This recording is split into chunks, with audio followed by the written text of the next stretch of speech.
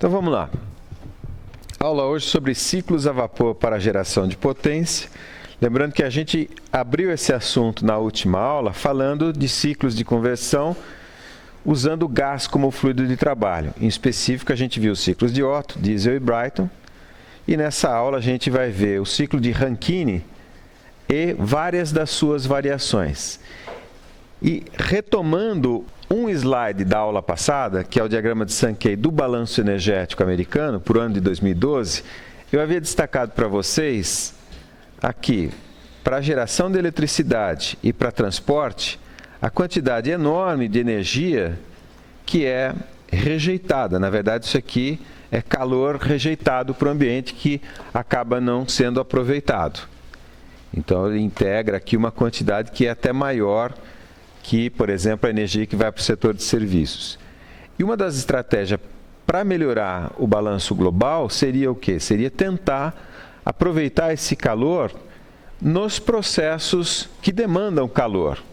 E é exatamente isso que eu quero ver hoje com vocês, mas usando o ciclo de Rankine. Porque, inclusive, ele é bem mais apropriado ou bem mais comum nas aplicações industriais. Então, eu vou pegar uma aplicação em particular e usá-la como tema, como pano de fundo para as análises que eu vou fazer hoje. Hoje vai ser uma aula assim, bem de trabalho. Eu vou fazer bastante conta, como se eu estivesse fazendo realmente projeto. Tá ok? Até em algum momento eu vou interromper a aula, pular para o RefProp, fazer a geração de alguns dados, como eu venho fazendo com vocês normalmente. Então, a gente vai se concentrar nas aplicações que têm demanda simultânea de exergia mecânica ou exergia elétrica, ou seja, trabalho útil, e, ao mesmo tempo, demanda por calor, energia térmica. E o mote, eu vou pegar um que é bastante comum para nós, principalmente na nossa região aqui, é uma indústria de cana. Esse diagrama que está aqui é o diagrama de uma indústria de cana convencional, é praticamente uma lista de compras. Se você quiser montar uma usina, você vai comprar cada um desses equipamentos aqui, né, as moendas ou difusor para o sistema de extração, as esteiras de preparo, picagem e desfibramento da cana, o hilo de descarga, todo esse material aqui. E essa é uma área que no Brasil está tão madura que já virou commodity. Para uma taxa de processamento média em torno de 500 toneladas por hora, a gente sabe até que uma usina desse tipo, para açúcar e álcool, vai custar de 200 a 300 milhões de dólares. É turnkey, quer dizer, se você for comprar, no contrato você é obrigado a fornecer o terreno, um ponto de luz, um ponto de água com uma determinada capacidade, e depois de um certo tempo a empresa vai lá e te entrega as chaves da usina, a usina funcionando. É só fornecer a cana que ela moe.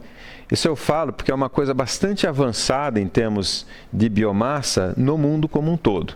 Nenhum outro país alcançou esse estágio de maturidade industrial que chegou ao Brasil nessa área de processamento industrial de biomassa, principalmente para a produção de eletricidade, aqui na caldeira, por exemplo, etanol, está vendo? Esse 31 aqui são as dornas de armazenagem de etanol, e também açúcar, o 21 aqui já é o armazém de açúcar.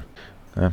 Então, eu vou pegar essa aplicação como mote, inclusive é mais fácil ver, não na lista de compras, mas no diagrama aqui, que eu já mostrei esse diagrama para vocês. Lembra, esse é o diagrama da biorefinaria.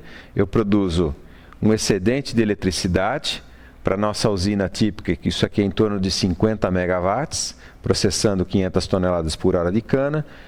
Eu tenho a produção de etanol, algo em torno de 30 a 40 metros cúbicos por hora, ou eu posso produzir açúcar ou produzir CO2 supercrítico, como eu já mostrei para vocês.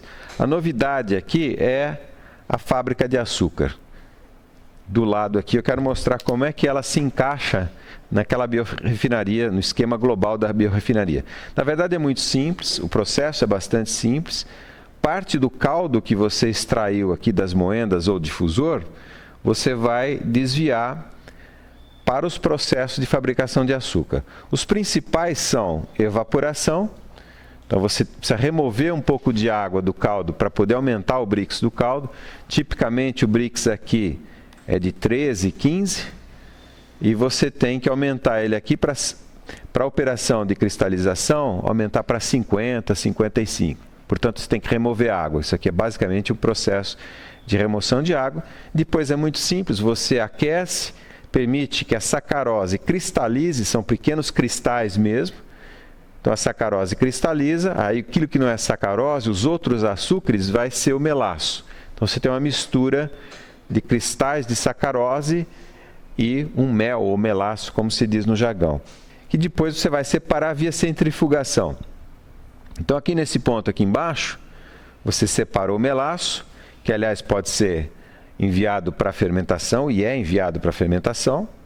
E esse açúcar que sai aqui embaixo, para a gente ter uma referência, é o açúcar demerara. Não sei se vocês já viram isso no supermercado. O açúcar demerara parece o açúcar cristal, ou seja, são os cristalzinhos de açúcar. A única coisa é que ele ainda tem uma película de melaço que ficou aderida nas faces do cristal de açúcar. Esse açúcar é excelente, inclusive, do ponto de vista nutricional. Dali para frente, você precisa usar processos químicos com enxofre e tal para, por exemplo, clarificar, para depois refinar. Quer dizer, o primeiro passo é remover essa película de melaço, que eu falei que é boa, na verdade, é muito boa, nutricionalmente falando. Depois você vai refinar, quer dizer, o grão de açúcar é grande, você vai moer ele para ficar aquele açúcar fininho que a gente aqui no Brasil gosta. Eu estou falando aqui da fábrica de açúcar no processo, porque esse justamente é o caso que eu quero apresentar para vocês. E mais, eu comecei a aula dizendo que eu quero mostrar uma aplicação que tem demanda simultânea de energia para acionamento, exergia mecânica, e energia para aquecimento. Então, voltando aqui, por exemplo, eu preciso, cada moenda dessa daqui, ó, só para vocês terem uma ideia, pegando a nossa usina padrão, esse sistema de moendas aqui, cada moenda gasta uns 2.000 cavalos aqui, tipicamente. Então, 5 ternos de moenda, 10.000 cavalos. Então, olha a quantidade, né, de energia de acionamento que você precisa. Então, isso em termos de acionamento. Aqui, nos aquecedores, eu preciso de energia térmica. Aqui, nos evaporadores, eu preciso de energia térmica. Então, é tipicamente um processo que eu preciso dos dois. E toda essa análise que a gente fez até agora, focando na termodinâmica, a gente está sempre valorizando o trabalho. A gente chama até de exergia quando ele é integralmente útil. Então, como seria isso? Uma aplicação em que eu tenho calor e trabalho, pegando justamente essa aplicação como exemplo. Então, voltando na caldeira do que seria essa nossa biorefinaria, que faz etanol, faz CO2 supercrítico, na caldeira eu tenho aqui um ciclo normal. Inclusive, eu já coloquei um ciclo com reaquecimento de vapor, que é um dos ciclos que eu vou analisar hoje com vocês. O ciclo de Rankine com reaquecimento de vapor. Então, repara, por exemplo, aqui que as turbinas estão exportando energia para o que a gente chama de um barramento de energia de acionamento. Então, essa seta vermelha aqui, eu descarrego nela tudo que for a energia para acionamento. Exergia, pensa em eletricidade. Então, essa turbina gera eletricidade e eu jogo aqui na rede. E aí, todos os processos que precisam de eletricidade, por exemplo, aqui essa bomba, por exemplo, o compressor para separação de oxigênio, por exemplo, os compressores para a compressão do CO2 até supercrítico, drenam energia desse barramento aqui. E também todos os processos que estão lá atrás, que não estão desenhados aqui, por exemplo, as moendas. Tá? Da mesma maneira, todos os processos que vão precisar de energia térmica vão drenar energia térmica desse barramento, que é essa seta amarela aqui. Fisicamente, o que é isso?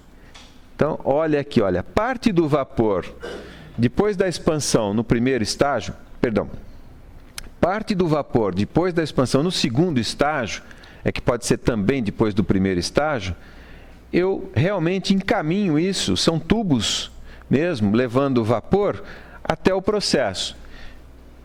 E aí, quando eu tiver um processo que precisa de calor, ele vai pegar calor dessa linha de vapor. Tá? Então, ele recondensa no processo, na aplicação do processo, que eu já vou entrar no detalhe, e aí o condensado volta aqui nessa seta azul e é reinjetado no circuito termodinâmico, no circuito de Rankine aqui. Então, tudo funciona como se os processos que vão ser alimentados aqui por energia térmica, eles funcionam como se fosse uma torre de resfriamento em paralelo. Se sobrar calor, eu rejeito aqui na torre de resfriamento. Se não sobrar, eu rejeitei tudo nos próprios processos. Tá? Entrando no detalhe, um deles aqui é o processo de fabricação de açúcar. Então, a primeira etapa, como eu falei para vocês, é o quê? É a redução do caldo, ou seja, o aumento do Brix, pela evaporação da água. Então, o caldo entra aqui embaixo, claro, ele passa em processo de clarificação, calagem, tem uma série de processos que eu estou eliminando para não entrar tanto assim no detalhe, porque energeticamente não faz muita diferença.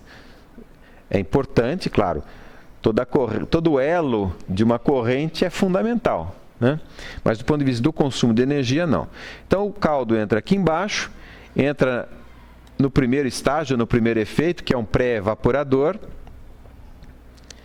Então, está vendo? Esse pré-evaporador vai drenar a energia do barramento de energia térmica, ele vai evaporar a água do caldo. Então, aqui onde eu estou apontando é vapor d'água. Esse vapor vai para o módulo seguinte.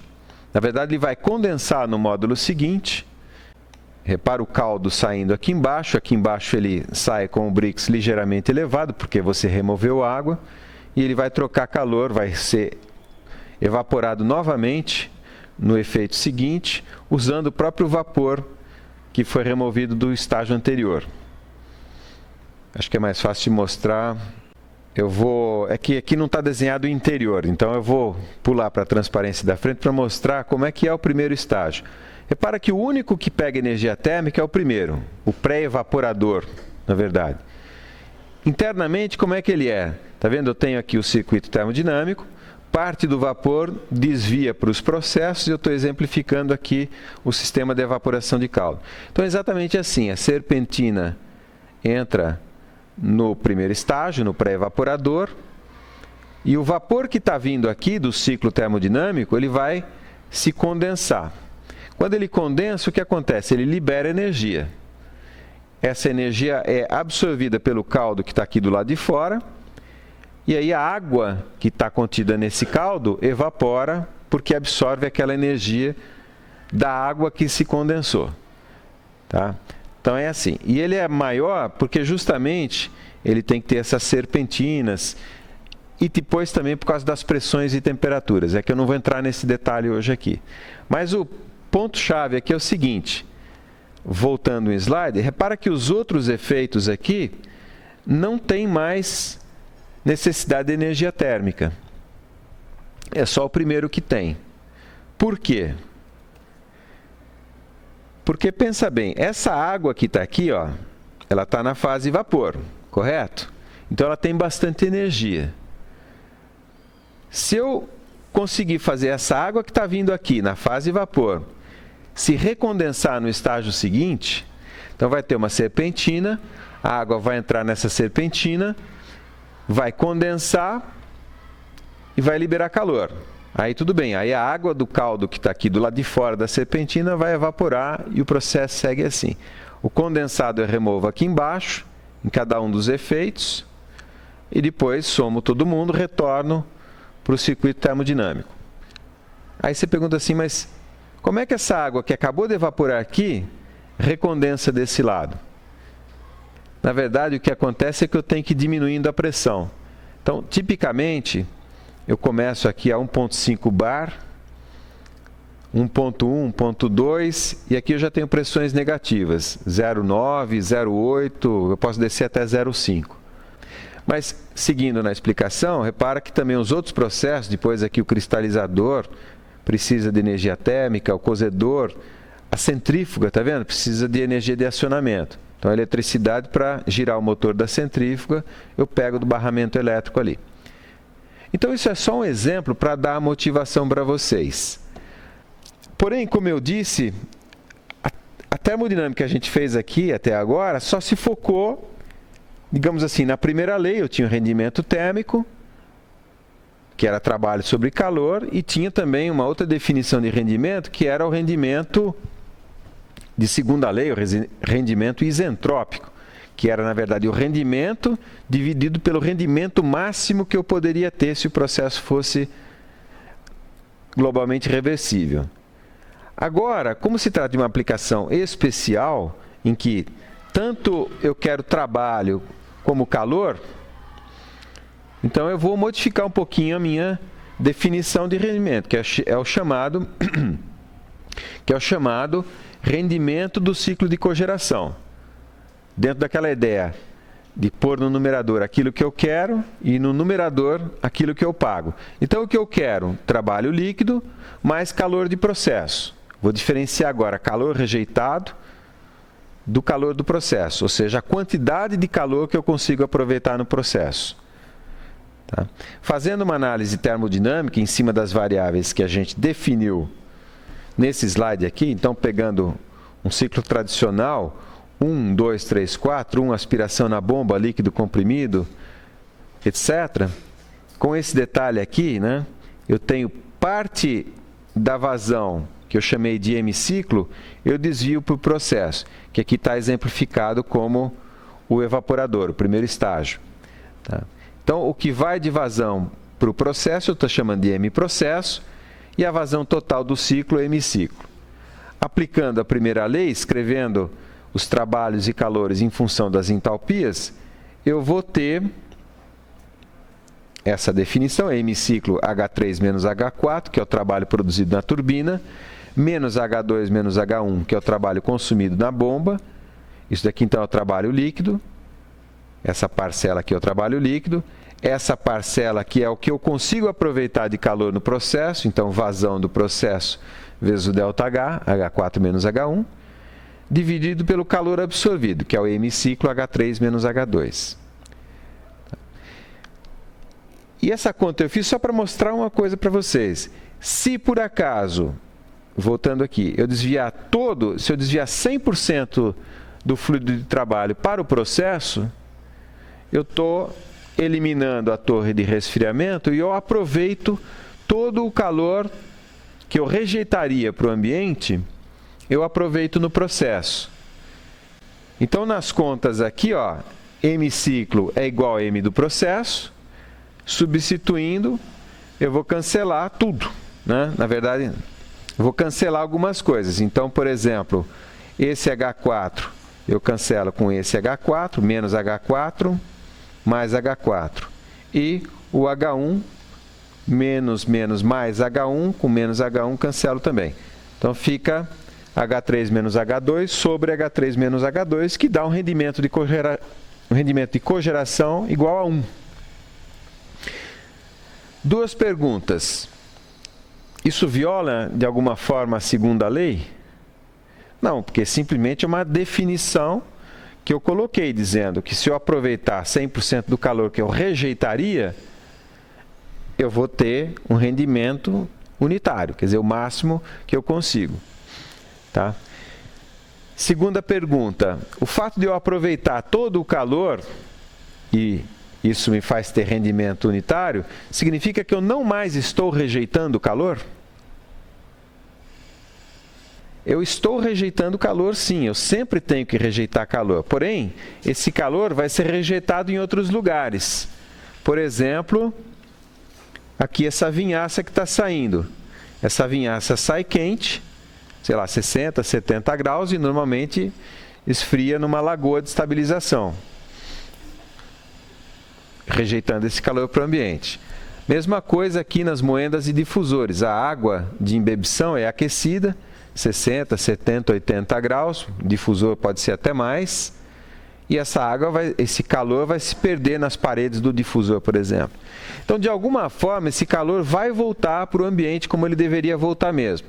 Apenas eu utilizei esse vapor ou esse calor, nos processos. Então ele não é exatamente um rejeito. Ele foi um rejeito depois que ele foi para a atmosfera, mas ele cumpriu um trabalho útil, por exemplo, aquecer a água de extração aqui, a água de imbebição. Então eu não estou violando a segunda lei, no sentido de que eu não mais rejeito calor. Eu continuo rejeitando calor, isso é inevitável. Porém, nesse processo de rejeição de calor, eu aproveito para fazer alguma coisa útil. Então é só questão de classificar, ele não é mais contabilizado na coluna de prejuízo, aquela energia que eu não converto em energia útil. Tá, ok? É só uma questão da definição. Correto? Então essa é a definição do ciclo de cogeração. E eu quero mostrar para vocês agora vários ciclos a vapor e várias modificações. Na verdade, eu vou sempre falar do ciclo de Rankine, então não são vários ciclos.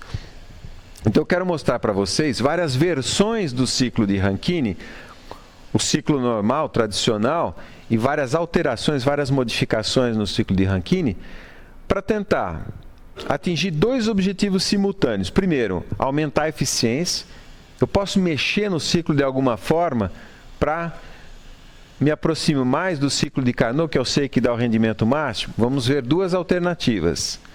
Eu posso combinar esse ciclo com outros ciclos. Vamos ver isso também. Então, vamos ver várias alternativas para cumprir esse duplo objetivo de melhorar a eficiência global e facilitar o aproveitamento do calor também, se eu tiver essa necessidade. É como um processo de otimização de dois objetivos, que não são necessariamente amigáveis, eles podem ser antagônicos. Maximizar o rendimento do ciclo e, simultaneamente, maximizar o rendimento de cogeração.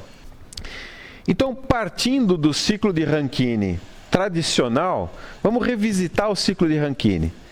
E antes de revisitar o ciclo de Rankine, vamos revisitar o ciclo de Carnot. Só para eu falar uma coisa para vocês. O ciclo de Carnot, ele não é um ciclo prático, no sentido de que as máquinas que eu teria que construir, os sistemas que eu teria que construir para executar um ciclo de Carnot na prática, principalmente em grande escala, são máquinas e sistemas e dispositivos mecanicamente complexos. Eu já falei isso para vocês, vou até elaborar um pouquinho melhor hoje. O ciclo de Carnot permite, nas fases de transferência de calor, ter um ΔT não finito, mas infinitesimal, 10 a menos 128 graus. Então imagina, como está desenhado aqui, é o ciclo, a transformação 2,3 é a fase em que ele absorve calor da caldeira, eu tenho que absorver calor de algum lugar, em alguma parte do ciclo. Porém, presta bem atenção nesse detalhe, como a temperatura no processo 2,3 é constante, então, teoricamente, eu poderia ter a minha fonte quente com um epsilon acima dessa temperatura, 10 a menos 358 graus Celsius. 10 elevado a menos 358 graus Celsius. Isso significa o quê? Que é zero, o diferencial é zero, né? Comparado à grandeza finita. Ah, mas aí eu precisaria ter um trocador infinitamente grande, ou o tempo de residência no trocador teria que ser infinito, inversamente proporcional ao ΔT. Também não tem problema, porque a análise que a gente está fazendo é quase estática. Todos os processos têm um tempo infinito para acontecer. Tá? Então, eu estou atentando para esse fato de que se eu puder ter no processo absorção ou rejeição de calor com temperatura constante, isso leva na direção do rendimento máximo. E é importante eu destacar isso porque as modificações que a gente vai fazer no ciclo de Rankine são nesse sentido. Por que o ciclo de Carnot não é prático? Eu já falei, mas, por exemplo, se eu colocar o ciclo de Carnot, como está desenhado aqui, dentro da região de saturação, aqui, por exemplo, na expansão da turbina, tipicamente eu vou ter 30% de líquido, 40% de líquido. Isso passando a 100 metros por segundo na turbina. Isso vai impactar, vai erodir as pás da turbina. Não é realizável. Idem do lado da bomba aqui. Eu vou ter que bombear uma mistura bifásica com, por exemplo, 10, 15, 20% de vapor. E a gente sabe que o bombeio de uma mistura bifásica, gás líquido, é extremamente ineficiente no sentido da conversão hidromecânica. Então, é muito problemático do ponto de vista prático. Eu poderia instalar o ciclo de Carnot dessa forma. Então, aqui na parte de baixo, tudo bem, eu tenho temperatura constante, aqui eu tenho só vapor, portanto não tem problema de erosão na turbina, aqui eu tenho só líquido, portanto eu não tenho problema de bombear uma mistura bifásica. Porém, nessa situação, o que acontece? As pressões que eu teria que trabalhar, características aqui desse nível alto de temperatura, são absurdamente altas. 10.000 bar, por exemplo, 100.000 bar. Na verdade, se a gente entrar no RefPro para tentar calcular essa pressão, ele nem calcula, porque é uma pressão excessivamente alta. E mais, vocês sabem, existem máquinas de cortar aço. Você corta 2, 3 polegadas de aço com um jato d'água extremamente fininho, mas com pressões aí de 10.000, 15.000 bar. É capaz de cortar o aço. E é um sistema interessante de cortar aço porque você corta a baixa temperatura. Você não precisa elevar a temperatura. Qualquer outra operação, mesmo uma serra, a serra, na verdade, ela aquece ali. Vocês devem ter visto isso em usinagem, eu não sei que tipo de matéria que vê isso daí, mas a parte térmica, na verdade, a serra corta o aço por quê? Porque localmente ela funde o aço. E aí ele flui. E logo ele solidifica e vira cavaco. É isso para uma broca, é isso para uma ferramenta de torno, é igualzinho. Tá? Então, não dá para trabalhar aqui porque as pressões seriam extremamente elevadas. O que se faz então? O ciclo de Rankine é uma adaptação, é o possível que mais se aproxima dessa situação ideal. Então, é manter a parte de baixo do ciclo igualzinho ao ciclo de Carnot, temperatura constante, porque está mudando de fase, compressão isentrópica, expansão isentrópica, isso tudo bem, porque é só questão de não ter atritos internos, não ter ondas de choque. E o limite superior, em vez de ser dado pela temperatura, já que eu tenho aqueles problemas que eu acabei de falar, vai ser a pressão. Lembra da última aula que a gente se colocou na posição de projetar uma turbina a gás? E eu falei, a gente tem 2 limites, de temperatura e pressão. Vamos explorar esses 2 limites, de temperatura máxima e pressão máxima, e colocar nossa turbina aí dentro. Aqui é a mesma coisa. O que está dando o limite superior é a pressão.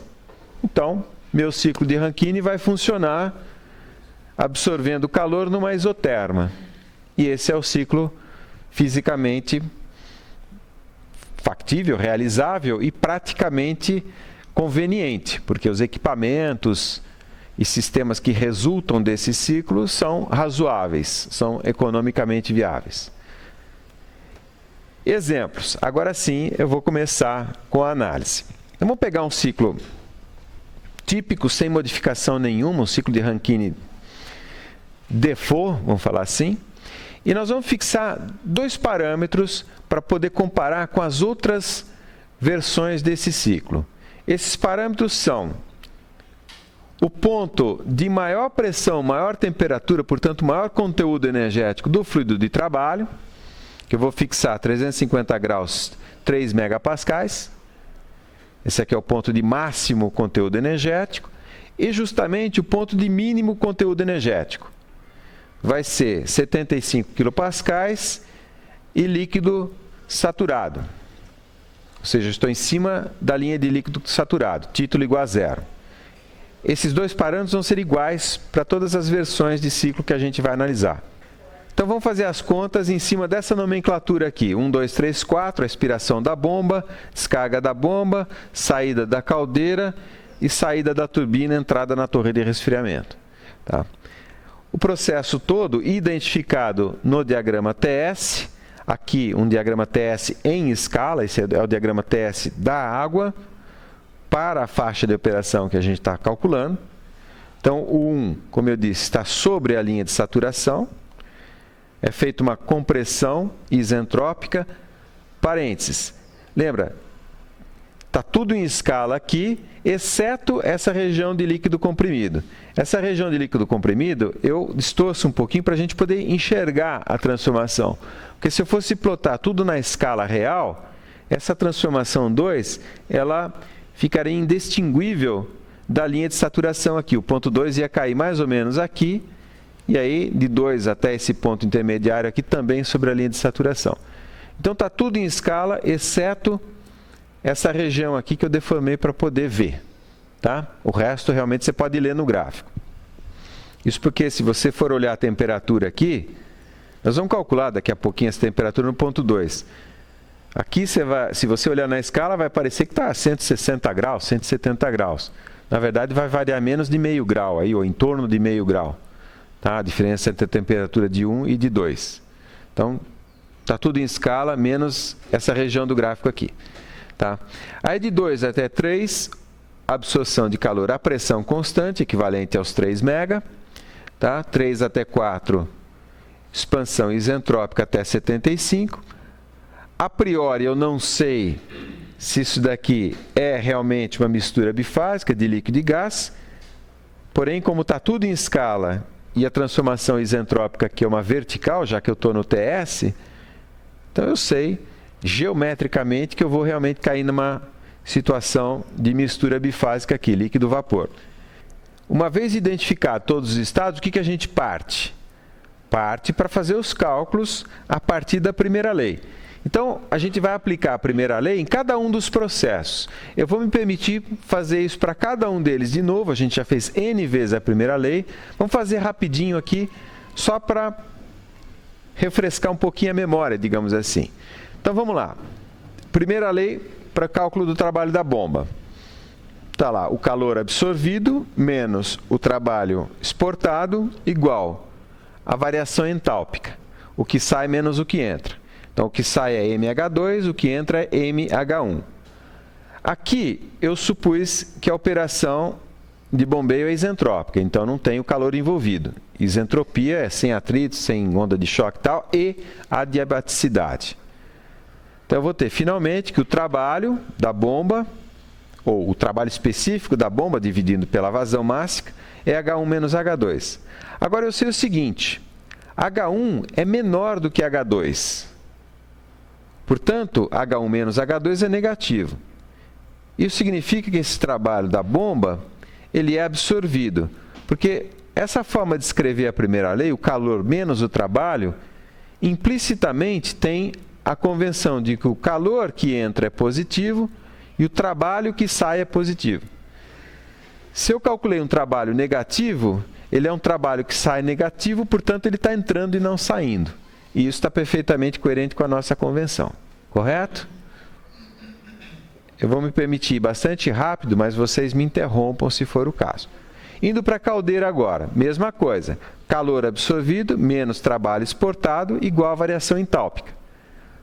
No caso, o trabalho é zero. A única coisa que faria o trabalho ser diferente de zero são as perdas por atrito. Por exemplo, atrito do escoamento com a parede da tubulação, o que geraria uma perda de carga. Estamos desprezando.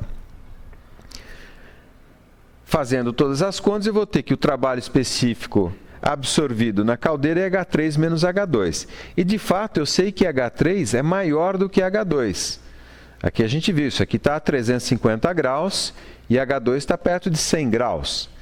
H3 sendo maior do que H2, o calor absorvido na caldeira é maior do que zero. Então, de fato, ele é absorvido, como está implicitamente suposto nessa redação da primeira lei aqui. Tá? Em frente para a turbina agora. É tudo igualzinho. A expansão da turbina é isentrópica, o calor trocado é zero. E aí, o trabalho específico na turbina é H3 menos H4.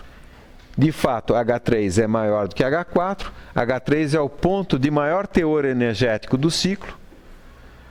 Sendo assim, H3 menos H4 é maior do que zero e o calor de fato é exportado, como implicitamente suposto nessa forma da primeira lei. Por fim, o condensador.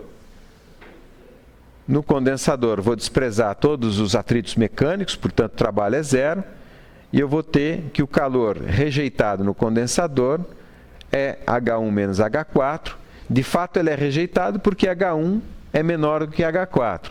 H1 é o ponto de mínimo teor energético do fluido de trabalho. Então, ele sendo negativo, é um calor absorvido negativo, portanto, ele é rejeitado. Tudo coerente, eu fiz rapidinho, mas era só para relembrar. Feito isso, eu destaco o seguinte para vocês. Todas as energias, calores e trabalhos envolvidos em todas as transformações, eu calculo como diferenças de entalpia. Olha aqui, ó, calor no condensador, H1 menos H4. Calor na turbina, trabalho na turbina, H3 menos H4. Calor na caldeira, H3 menos H2. E o trabalho de bombeamento, H1 menos H2. Então, tudo que eu preciso para fazer os cálculos é identificar as entalpias. Vamos lá. E também vou me permitir rapidinho aqui, porque vocês já estão craques em identificar a propriedade termodinâmica nas tabelas. Mas vamos só repassar o que a gente tem. Então, estado 1. O que eu tenho do estado 1? Título igual a zero, ou seja, estou sobre a linha de saturação, e a pressão de 75 kPa. Então, vou lá no RefProp, ou numa tabela, ou na própria internet, é possível fazer isso online. Digito 75 kPa e calculo a entalpia e a entropia do estado 1. Está aqui, 384,44 kJ por quilograma. Esse Kelvin está de intruso aqui, depois eu corrijo. E a entropia, 1,2132 kJ por quilograma Kelvin. Estado 2. Do estado 2, o que eu conheço? Eu sempre preciso ter duas informações. Quais são essas duas? Primeiro, a entropia do estado 2 é igual à entropia do estado 1, que eu acabei de identificar, esse 1,2132. E conheço a pressão. A pressão do estado 2 corresponde a 3 megapascais na entrada da caldeira, que é essa isobárica aqui, 3.000 quilopascais. Então, mesma coisa. Tabela de propriedades especificadas, especifico a entropia, especifico a pressão. Vou ter a entalpia H2, eu não vou precisar da entropia aqui, eu só, por curiosidade, eu coloquei a temperatura correspondente ao ponto 2. 91,94, 91,95 graus. Voltando, não, aqui mesmo já está, tá vendo? Compara essa temperatura 91,95 com essa temperatura aqui do ponto 1, que é 91,7. Então, aumentou aqui 0,2, 0,25 graus. Tá? Por isso que eu falei, a temperatura aqui do ponto 2 não pode ser lida na escala aqui, porque eu deformei essa parte do gráfico. Em frente para o estado 3. O estado 3 eu também tenho ele completamente especificado. Inclusive, eu vou manter ele constante nos outros exemplos. O que eu tenho do estado 3? 350 graus, 3 megapascais.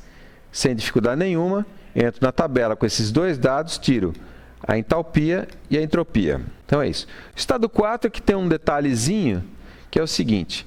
Eu conheço duas coisas. Eu conheço a pressão, 75, e sei que a entropia do estado 4 é igual à entropia do estado 3, que eu acabei de determinar. Tem duas maneiras de fazer. Se eu tiver uma tabela que só me forneça os valores de líquido e vapor saturado, como está indicado aqui no slide, eu posso proceder da seguinte maneira. Eu vou na tabela, 75 kPa, determinei a entropia do líquido, 1,2132. Determinei a entropia do vapor, 7,4557. E, de fato, olha, a entropia da mistura, porque esse ponto 4 aqui é uma mistura de líquido e vapor. A entropia da mistura, que é igual a 6,7449, está entre esses dois limites aqui de líquido e vapor saturado. Então, 6,74 é maior que 1,21, mas é menor que 7,45. Então, de fato, é uma mistura de líquido e vapor. E com esses três dados eu calculo o título, usando a fórmula do título, a própria definição do título. Então, calculo que é 0,886, e tendo o título, e agora sim, tendo as entalpias de líquido e vapor, eu calculo a entalpia da mistura. Essa é uma maneira de fazer. A outra maneira de fazer é, eventualmente, usando o próprio RefProp. Eu vou pular agora para o RefProp, ou para outro software que te permita fazer isso. Eu posso também calcular como se fosse um estado especificado. Então, eu vou especificar que a pressão é 75 kPa, e a entropia, deixa eu voltar lá, é 6,7449. 6,7449. Então, a hora que eu der Enter aqui, ele vai calcular, tudo bem, ele vai puxar a temperatura, mas principalmente vai calcular o título para mim. 0,886. Então, determinei aqui todos os dados que eu precisava do estado 4, a entalpia do 4, e agora eu estou pronto para fazer as contas todas. Então, vamos lá. Definição do rendimento, trabalho total das turbinas, menos o trabalho total das bombas, no caso é uma bomba e uma turbina, dividido pelo calor absorvido da fonte quente, ou calores absorvidos das fontes quentes. No caso também só tem um. Substituindo o que a gente tem, em termos das entalpias, H3 menos H4, o trabalho da turbina, H2 menos H1, o trabalho de bomba, H3 menos H2 é o calor absorvido na caldeira. Substituindo as entalpias que a gente acabou de determinar, aqui ficou um errinho, né? O rendimento resulta 0,263, 26,3%. Esse é o resultado numérico. Vamos olhar isso no gráfico, vamos olhar isso no TS e entender onde é que está sendo perdido o rendimento, já que, conhecendo as temperaturas mínima, 91,7 e máxima 350, se eu instalasse um ciclo de Carnot entre essas duas temperaturas, que é o que está indicado aqui por essa linha pontilhada, eu teria um rendimento dessa máquina de Carnot calculado por 1 menos TL sobre TH, ou seja, 1 menos 91,7 mais 273,15 dividido por 350 mais 273,15. Que daria um rendimento de 41,5%. E o rendimento da nossa máquina deu 26,3%. Onde é que está sendo perdido o rendimento no caso? Pelo fato de eu estar absorvendo calor a temperatura variável. No Rankine não dá, porque eu começo aqui em torno de 100 graus, vou subindo, subindo, subindo até 350 e eu tenho uma grande quantidade de geração de entropia ou destruição de exergia nesse patamar aqui, nessa região em que eu tenho diferença de temperatura finita. Tá? Essa é a razão. E mais um detalhe. Já que eu sei que esse é o problema, absorver calor a temperatura variável, e eu quero, como eu disse, mexer no ciclo para resolver um pouquinho esse problema, onde eu vou mexer? Então, a primeira estratégia de melhoria do ciclo é o chamado Rankine com reaquecimento do vapor. Vamos ver como é que isso pode ser feito. Então, está lá, olha, eu estou nas mesmas condições máximas, ou eu estou na mesma condição máxima e na mesma condição mínima, porém, eu alterei a expansão aqui. Eu vou fazer de tal forma que eu expando numa primeira turbina até um ponto intermediário, produz um pouco de trabalho. Então, nessa primeira expansão, no primeiro estágio ou na primeira turbina, eu produzi um pouco de trabalho e isso custou uma redução da temperatura. Ao invés de continuar a expansão, eu vou pegar esse vapor aqui, vou enviar de novo para a caldeira e vou reaquecer esse vapor.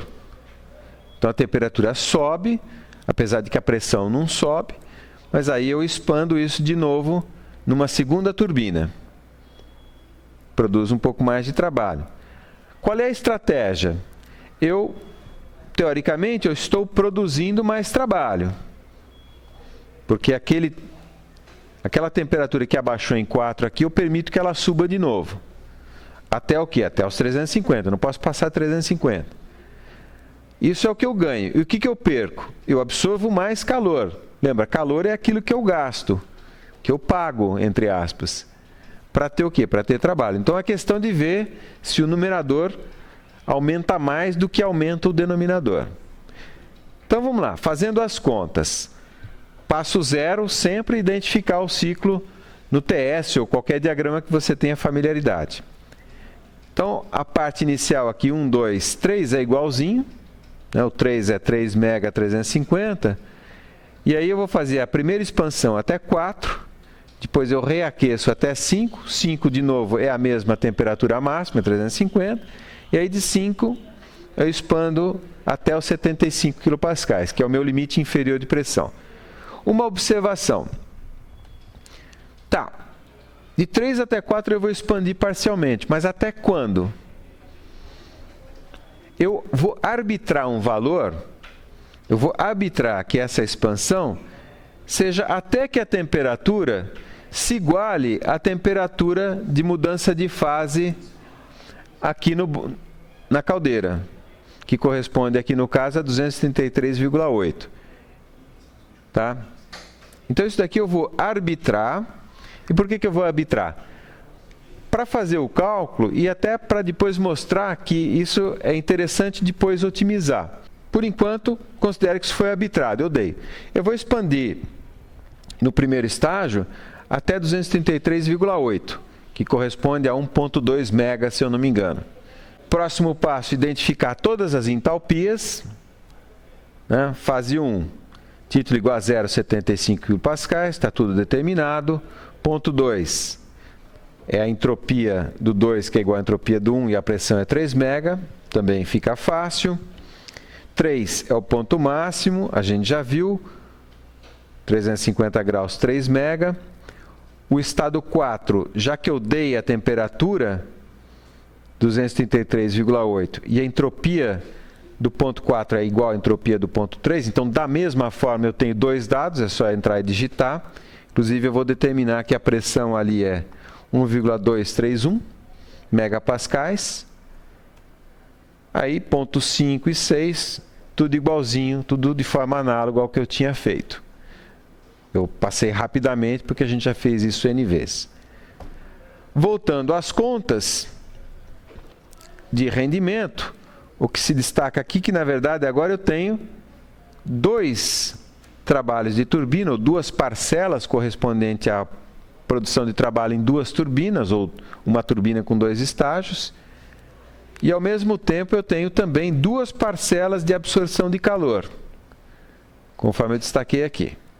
Então, substituindo os números, eu tenho que o rendimento do ciclo de Rankine com reaquecimento é 26,8%, o que, comparado com o ciclo de Rankine sem reaquecimento, é ligeiramente melhor, 0,5%. O ciclo de Rankine sem nada tinha 26,3% de rendimento. De fato aumentou, mas bem pouquinho. Então, de fato, aqui na definição do rendimento, o trabalho da bomba, o trabalho da turbina, de fato, aumenta mais do que aumenta o calor absorvido no denominador aqui. Então, o rendimento aumenta. Mas não aumentou muito, né? Será que poderia ser feito de forma diferente e ter mais vantagem ainda? Né? É essa outra alternativa de ciclo de Rankine com aquecimento regenerativo. Porque, voltando aqui, eu parti para uma estratégia de aumentar o que eu quero, eventualmente permitindo que aumente aquilo que eu não quero, que é gastar combustível. Então, aumento o numerador e aumento o denominador. Mas eu poderia fazer o contrário. E se eu tentar fazer alguma coisa para diminuir o denominador e, eventualmente, aceitando uma redução do numerador, ou seja, do trabalho útil? E por que eu estou fazendo isso? Voltando aqui naquela figura dos percentuais, porque, está vendo? Uma grande parcela do calor absorvido é absorvido aqui na fase líquida, a água na fase líquida. Então, se eu de alguma forma conseguir pré-aquecer essa água, antes de ela entrar na caldeira, eu reduzo o calor absorvido, reduzo o denominador aqui, o calor absorvido que aparece no denominador da definição do rendimento. E se isso for maior do que a diminuição consequente no trabalho útil, eu posso ter vantagem. Como que seria isso na prática? Então, seria da seguinte forma. Mesma coisa, as temperaturas e pressões máximas. o ponto de mínimo igualzinho, né? Título igual a 0,75 kPa. E eu vou pegar um sistema parecido, ou seja, eu vou expandir no primeiro estágio, na primeira turbina, de 5 até 6, exatamente até aquele ponto que eu tinha no exemplo anterior, 233,8 graus Celsius, 1,231 megapascais. Lembrando, isso é arbitrado. Se eu brincar com esse nível, se eu mexer nesse nível, eu posso melhorar ou piorar. É um problema de otimização. A diferença começa agora. Ao invés de pegar esse vapor que se expandiu até esse estágio intermediário e voltar para a caldeira para ser reaquecido, eu vou usar a energia térmica desse vapor para pré-aquecer a água antes de entrar na caldeira. Como? Vou colocar uma válvula de 3 vias e vou desviar parte do vapor aqui, que é superaquecido, para se misturar com a água líquida que está saindo da torre de resfriamento. Então, aqui em 6 entra a água a 233,8 graus, na fase vapor, na verdade vapor superaquecido, e aqui 2 entra a água líquida, temperatura ligeiramente acima de 100 graus. Vai dar uma mistura, cuja temperatura, obviamente, é maior do que os 100 graus da água líquida que está vindo aqui. Tá ok? E eu vou formular através de um parâmetro y aqui, que esse sim eu vou otimizar. Então, se chega uma vazão mássica M, que é a vazão que passa na caldeira, eu vou desviar y vezes m para o segundo estágio, para a segunda turbina. Esse y é um parâmetro, vale de 0 a 1. E vou desviar, consequentemente, 1 menos y vezes m para o aquecedor regenerativo, que é esse aquecedor aqui. Tá? E y depois eu vou variar, vou pegar ali 1, 0,99, 0,98 e vou calcular o trabalho que resulta disso. Como é que é esse processo de mistura no diagrama TS? Aqui talvez tenha uma novidadezinha para vocês. Então tá lá, vamos começar aqui, que vê, olha, do ponto 1.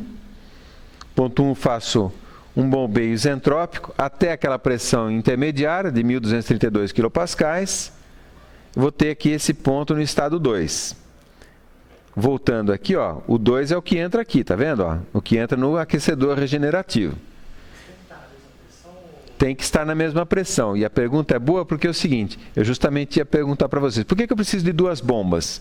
Porque eu preciso elevar de 75 kPa até 1.232 kPa, que é a pressão de entrada no aquecedor regenerativo, e que é a pressão desse vapor aqui. Esse vapor eu não preciso bombear, porque na verdade ele até já vinha de uma pressão mais alta. Então, essa primeira bomba, eu preciso para elevar a água líquida até a pressão intermediária do vapor intermediário aqui, do vapor de aquecimento. Feita a mistura e elevada a temperatura, eu preciso de uma segunda bomba para elevar até os 3 megapascais. Então, na verdade, eu estou aumentando também um pouquinho o trabalho de bomba. Mas, nos números ali, eu não destaquei isso, é muito pequeno isso daí, na verdade. É quase 1 para 1000 a diferença entre o trabalho da turbina e o trabalho da bomba. Pelo menos 2 ordens de grandeza diferentes, tá?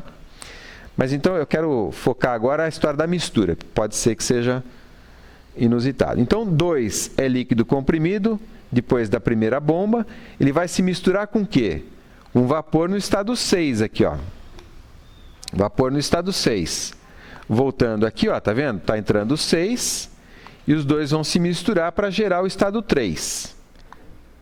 Então, na câmara entra na fase 2, ou no estado 2, entra vapor no estado 6, por isso essa linha pontilhada em preto aqui vai gerar um estado intermediário 3. Está aqui, ó. Vai gerar um estado intermediário 3, e esse 3 vai passear para a direita ou para a esquerda, em cima dessa linha isobárica, dependendo de como eu ajusto essa válvula de 3 vias aqui. Dependendo, na verdade, do parâmetro y. O parâmetro y ele está modelando a válvula de 3 vias. Então, o que eu estou perdendo e o que eu estou ganhando? Eu estou perdendo parte do trabalho que seria produzido aqui, porque, apesar da transformação ser a mesma, a vazão mássica na transformação 6,7 é menor. É y vezes m. A vazão mássica de 5 até 6 é m, a vazão mássica de 6 até 7 é y vezes m. Então, se y é 0,99, eu perdi um pouquinho de trabalho aqui. Para ganhar o quê? Um pouquinho de aquecimento aqui. Ao invés de sair do ponto 2, eu vou sair do ponto 3. E vamos fazer as contas para ver se isso de fato é vantajoso. Tá? Bom, mesma coisa. Determinar os estados, determinar as propriedades, e principalmente as entalpias, porque eu preciso das entalpias para fazer todas as contas. O estado 1 não tem segredo nenhum, o estado 2 não tem segredo nenhum, vou passar reto. O estado 3 é uma equação de mistura, eu vou fazer isso com vocês, só que eu vou pular para os outros estados, para terminar, vamos dizer assim, a explicação, e aí a gente volta no estado 3, na verdade no 3 e no 4, para poder mostrar como é que foi feita essa equação de mistura. Tá? Então, continuando aqui, já a gente volta no 3 e no 4. Estado 5 eu conheço tudo, é o estado de máxima pressão, máxima temperatura. 6, 7, tudo igualzinho, sem problema nenhum. E aí como é que funciona a equação de mistura? A equação de mistura, na verdade, são duas equações de balanço. Balanço de massa, balanço de energia. O balanço de massa eu já garanti da forma como eu parametrizei aqui, porque está entrando no estado 6 uma vazão que é 1 menos y vezes m. Do estado 2, que é o que vem aqui embaixo da torre de resfriamento, é y vezes m. E o que sai em 3 é a soma de 2 com a soma de 6. Então, y vezes m mais 1 menos y vezes m, esse mais y cancela com esse menos y, fica 1m, que é esse m que está aqui. Portanto, o balanço de massa, da forma como eu parametrizei, já está garantido. Só resta aplicar o balanço de energia. Então, definindo o volume de controle aqui, é só escrever a primeira lei para volume de controle. Não tem calor envolvido, não tem trabalho envolvido, então as entalpias que entram iguais, as entalpias que entram é igual a entalpia do que sai. O que entra é 1 menos YH6 mais YH2 e o que sai é H3. Então, essa aqui é a equação de mistura para calcular o H3 em função do H6 e do H2, que eu já conheço, em função desse parâmetro Y que eu vou explorar. Eu vou brincar com ele para ver o que dá o máximo rendimento. Tá?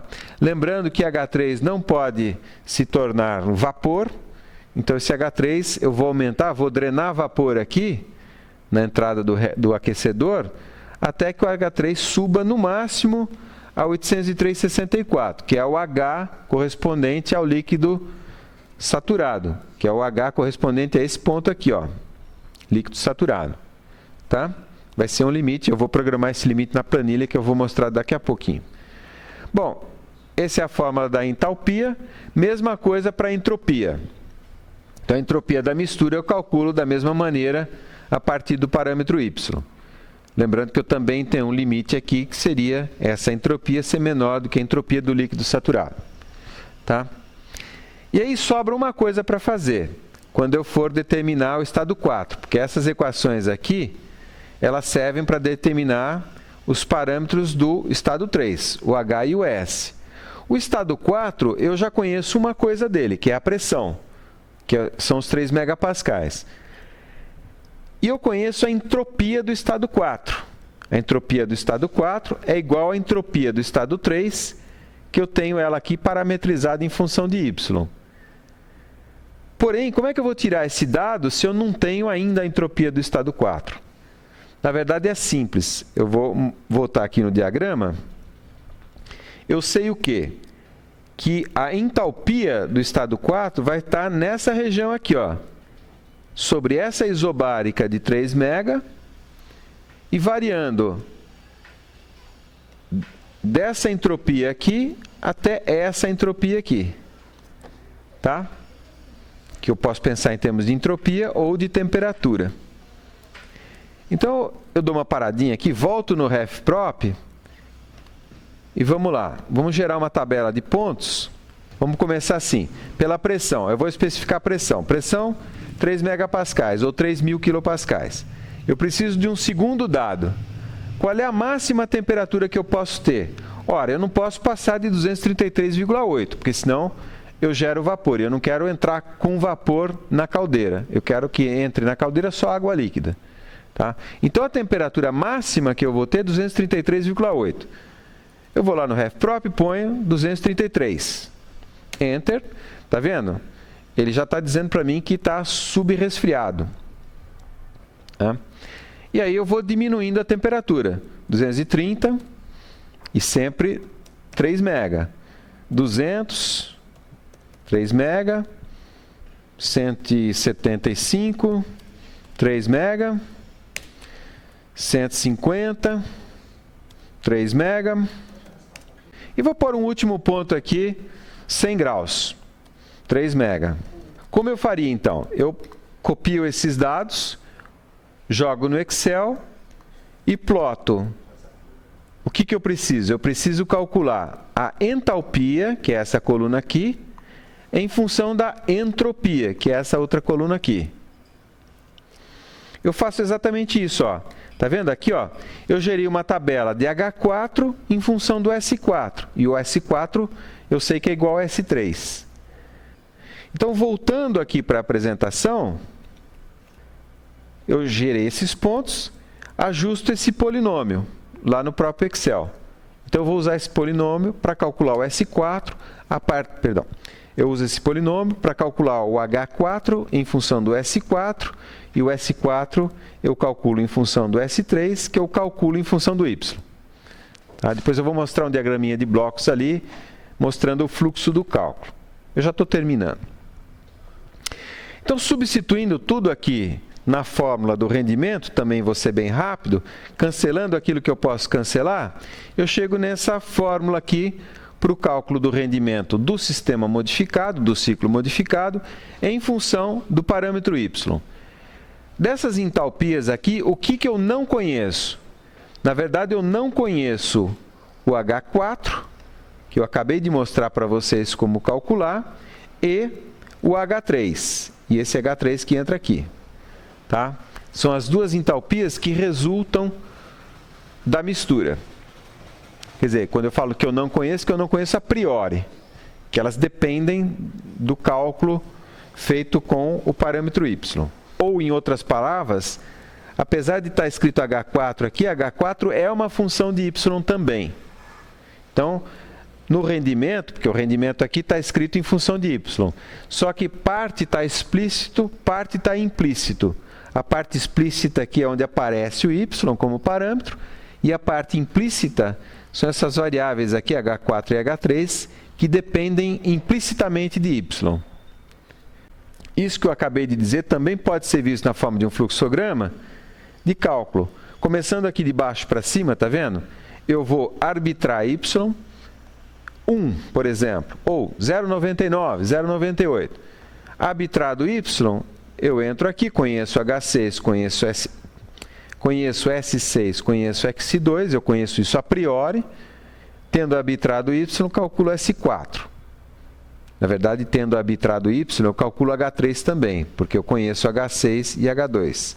Mas aqui embaixo, tendo S4, eu entro no polinômio que eu acabei de mostrar para vocês como obter e calculo H4.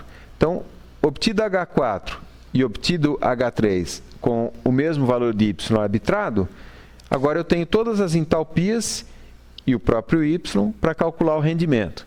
E aí eu posso gerar uma tabela, explorar vários valores de rendimento para vários valores de Y.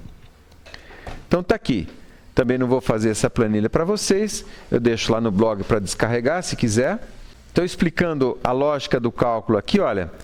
Na coluna A, B, C, D, E estão as entalpias que eu conheço a priori.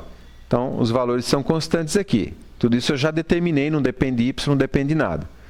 A coluna F tem o valor de Y. Está vendo? Eu começo com 1, 0,99, 0,98, vou descendo. Primeira coisa que eu calculo é o H3.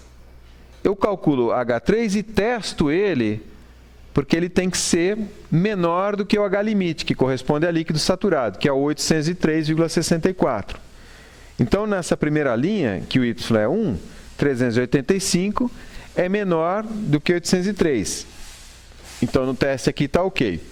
Conforme eu vou diminuindo o Y, ou seja, estou drenando mais vapor para o aquecedor regenerativo, a entalpia aqui vai aumentando, eu estou aquecendo cada vez mais a água, até que de fato, está vendo aqui, ó, de fato eu fujo do teste. Calculando o H3 até o seu limite, eu tenho o H3 e o H4 aqui. Está vendo? Na lógica aqui eu calculo, eu tenho S2, tenho S6, calculo o H3, calculo S3, que é igual a S4 e que me permite calcular o H4.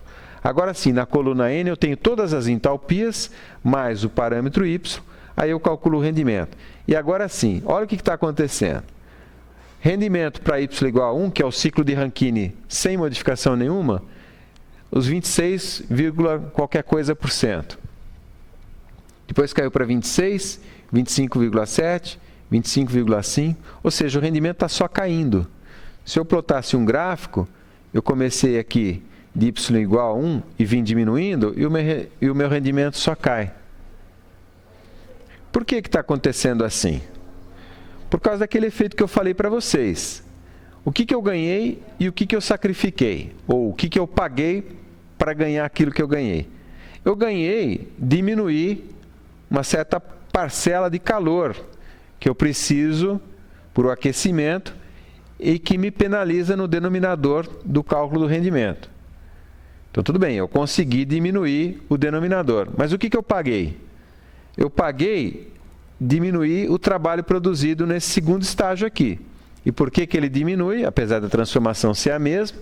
Porque a vazão mássica é menor. A vazão mássica é menor. Então, eu tenho uma menor geração de trabalho.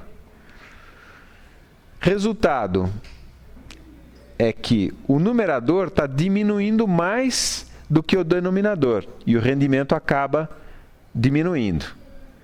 Porém, tudo isso é feito para um valor arbitrado de pressão intermediária. Quem me garante que se eu parasse aqui, eu não ia ter um máximo de rendimento e depois cair? Ou se eu parasse aqui, nesse ponto, em cima da linha de saturação? De fato, se eu escolher um outro nível intermediário, eu tenho ganho de rendimento, sim. Só que eu não vou ter tempo de fazer para vocês aqui. Como eu falei, isso é um videozinho que está lá no canal, podem olhar. Ou, o que eu recomendo fortemente, façam vocês mesmos esse cálculo, esse exercício aqui. É mais do que um exercício, é quase que um estudo mesmo. Tá? E é bastante interessante, porque ele se aplica a esse caso aqui, e se aplica ao caso anterior, que eu fiz Rankine com reaquecimento. Só que, no primeiro caso, Rankine com reaquecimento, eu não tinha otimização, porque eu arbitrei o nível de pressão intermediário. Aqui, eu mostrei uma otimização para vocês, porque apesar de arbitrar o nível de pressão intermediário, eu tinha o parâmetro Y para ser otimizado. Inclusive, a otimização mostrou que não é vantajoso, é melhor não fazer nada. Tá? Nesse segundo caso, se vocês forem fazer otimização, é uma otimização que a gente chama de multi-objetivos, porque você tem dois parâmetros para otimizar. Aqui um parâmetro é o Y e o outro parâmetro, por exemplo, poderia ser essa pressão intermediária aqui. Então, você tem que escrever o problema de forma parametrizada, de forma paramétrica, em Y e, digamos, numa P intermediária, fazer todo o equacionamento e fazer uma busca. Podem ser gráficos, pode ser um algoritmo genético, se você quiser sofisticar, para achar o ponto ótimo. Isso é extremamente interessante, extremamente rico, e é exatamente o que a gente faz no curso de modelagem e simulação, a 397, que vocês vão fazer comigo. Entenderam aqui essa história da otimização? Como eu disse, eu não vou em frente porque eu quero terminar mostrando outras coisas para vocês. Tudo isso daqui está sendo feito para quê? Para poder aumentar a eficiência do ciclo. Combinando um pouco com a aula passada, que a gente tinha o ciclo de Brighton, a gente pode, ao invés de ficar fazendo modificações, pode fazer associações. Então, eu estou mostrando aqui para vocês um ciclo combinado a gás-vapor. Eu já mostrei essa transparência, esse slide é da aula 5 ou 6, se eu não me engano. em que eu tinha um ciclo de Brayton sobre um ciclo de Rankine, ou seja, um ciclo a gás sobre um ciclo a vapor. Esse sobre é no sentido temperatura, não fisicamente os equipamentos do ciclo a gás sobre os equipamentos do ciclo a vapor. Por quê? Porque o ciclo a gás, o ciclo de Brayton, a gente viu, um dos problemas dele é a alta temperatura de descarga na turbina aqui. Então, ao invés de soltar isso na atmosfera, eu vou usar esse calor aqui para acionar um ciclo a vapor, no caso um ciclo de Rankine. Ah, mas como é que eu faço se eu tenho bagaço de cana e não tenho gás natural? Pausa dramática, né? Assim, tá? Eu faço uma outra reação de combustão. E aproveitando a pergunta sobre o que tem em termo 2, porque as equações de combustão que eu estou mostrando para vocês são só de combustão completa. Seja lá o que entra, sai CO2. Mas eu posso fazer uma reação de combustão incompleta, gerar CO, por exemplo, que é um gás. Esse gás eu queimo aqui na câmara de combustão, tá? E aí eu gero aquele meu rejeito térmico, que ele sim vai acionar o ciclo de Rankine. Então é possível queimar o carvão de forma incompleta. Estou falando de carvão porque é uma tecnologia originariamente desenvolvida para carvão. Gaseificação, pirólise, são reações químicas de basicamente combustão incompleta que vão mover um ciclo a gás, cujo rejeito térmico vai mover um ciclo a vapor.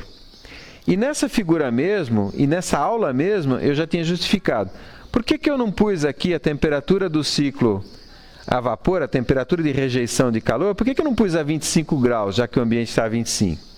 Esses 100 graus aqui, eu tinha justificado porque eu preciso também de calor para processo. Então é muito comum você trabalhar com 100 graus, mesmo sendo acima da temperatura ambiente, porque normalmente você precisa de calor para o processo. Ah, mas e se eu não tiver naquele momento na fábrica ali, eu não estou precisando de calor para processo? Por exemplo, e pegando sempre a usina de cana como mote, fora da safra, a safra dura mais ou menos 200 dias. Aí termina os 200 dias, toda a parte de etanol e açúcar, em geral, entra em manutenção. É legal de visitar, porque estão os equipamentos desmontados, você consegue entrar, visualizar bem essa parte de etanol e açúcar, extração, tá? Porém, a caldeira continua funcionando. Porque você tem o bagaço excedente que você vai queimando fora da safra e exportando eletricidade. E aí, nesse período, você estaria perdendo, você está rejeitando calor a 100 graus, sendo que você poderia rejeitar calor a 25. Então, é possível ainda, e se faz, e está se começando a fazer, melhor dizendo, eu vou colocar embaixo do ciclo de Rankine um outro ciclo para absorver esse calor aqui. Rejeitado a 100 graus no ciclo de Rankine, mas nesse outro ciclo que eu vou colocar aqui embaixo, ele vai ter que absorver calor a 100 graus e aí sim rejeitar calor a 25. O que eu posso pôr aí? Se eu colocar um ciclo com água aqui embaixo, ele vai ter um rendimento baixíssimo. Por quê? Porque o ΔT máximo dele é 75 graus. Então, normalmente, o que se faz aqui é usar um ciclo de CO2 supercrítico. Ele é bifásico na parte baixa aqui, mas na parte alta, na parte de absorção de calor, ele absorve calor na fase supercrítica. De novo, essa figura aqui está em escala. Aliás, está totalmente em escala. Não deformei nada para exibir nada, para evidenciar nada. Então, repara o seguinte. No ponto máximo aqui, eu tenho, ainda assim, temperaturas bem baixas para o CO2. Está vendo? Eu estou aqui a 65 graus. Então, esse ciclo de CO2, ele seria capaz de absorver calor daquele ciclo de Rankine que estaria rejeitando a 100 graus e fazer todo o trabalho de conversão quer dizer, fazer todo o processo de conversão do calor em trabalho. Com algumas vantagens adicionais aqui. Primeira delas, essa região aqui de supercrítico, esse processo de absorção do rejeito térmico numa isobárica supercrítica, lembra, o fluido supercrítico, em particular o CO2 supercrítico, tem propriedades muito interessantes. Ele tem grande densidade, portanto ele tem capacidade térmica alta, por exemplo, e baixa viscosidade. Então perda de carga, todos esses detalhes que são penalizantes, eu não tenho, ou virtualmente eu elimino isso com CO2 supercrítico. A consequência disso, também aqui para a parte da turbina, que é a fotinho que eu coloquei, é que os equipamentos para esse ciclo aqui, eles têm que resistir a uma pressão alta, não sei se está dando para ler aqui, 100 bar, o que é uma pressão alta, mas nem tão alta assim. Toda a parte de gás natural, por exemplo, metano, se dimensiona para 200 bar. A operação é feita normalmente a 200 bar. Então, é uma engenharia que também já é tradicional, não tem problema nenhum. Apenas as paredes, as válvulas, as flanges são mais resistentes.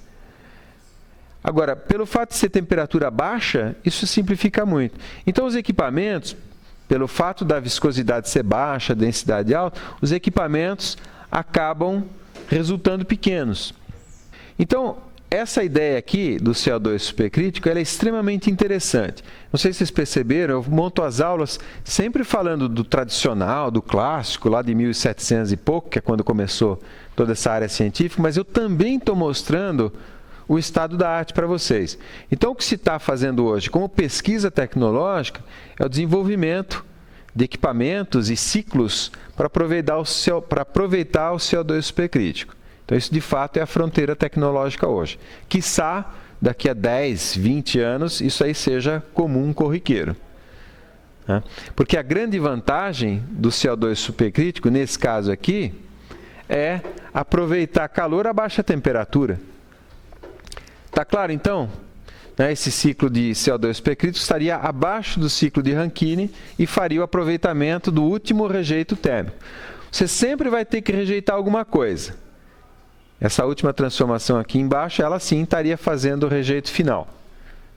E a gente está aproveitando, cada degrauzinho de temperatura a gente está aproveitando para gerar energia.